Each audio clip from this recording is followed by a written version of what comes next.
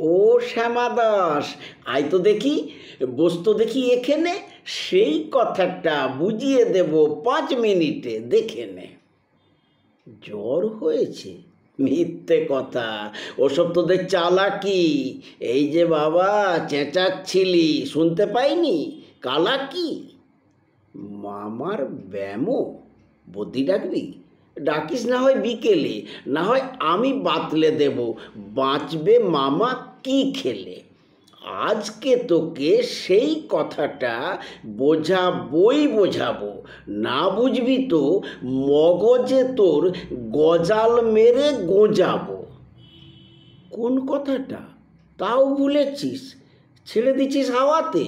কি বলছিলেন পরশু রাতে বিষ্ণু বোসের দাওয়াতে? ভুলিসনি তো? বেশ করেছিস। আবার শুনলে খেতি কি? বড় যে তুই পালিয়ে বেড়াস, মারাস নে যে এদিকই। বলছি দাঁড়া, ব্যস্ত কেন? বস তাহলে নিচুতেই।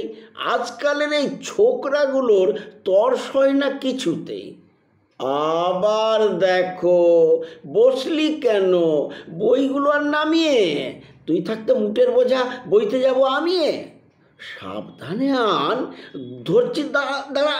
সেই আমাকেই ঘামালি। এই খেয়েছে, কোন আক্কেলে শব্দকোষটা নামালি? ঢের হয়েছে, আয় দেখি তুই, বসতো দেখি এদিকে। ওরে গোপাল, গোটা কয়েক পান দিতে বল খেদিকে। হ্যাঁ, বলছিলাম কি, বস্তুপিণ্ড সূক্ষ্ম থেকে স্থূলেতে, অর্থাৎ কিনা লাগছে ঠেলা পঞ্চভূতের মূলেতে। গোড়ায় তবে দেখতে হবে কোত্থেকে আর কি করে রস জমে এই প্রপঞ্চময় বিশ্বতরুর শিকড়ে।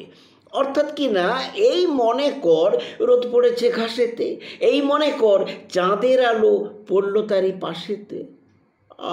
আবার দেখো, এরই মধ্যে হাই তোলবার মানে কি?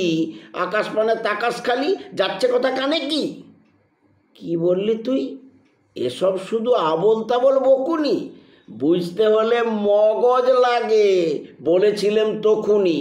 মগজ ভরা গোবর তোদের, হচ্ছে ঘুটে শুকিয়ে, যাই কি দেওয়া কোনো কথা তার ভিতরে ঢুকিয়ে। ও শ্যামা দাস, উঠলি কেন? কেবল যে চাষ পালাতে, না শুনবি তো মিথ্যে সবাই আসিস কেন জ্বালাতে? তত্ত্ব কথা যায় না কানে, যতই মরি চেঁচিয়ে। ইচ্ছে করে ডান পিঠেদের কান মোলে দি পেঁচিয়ে।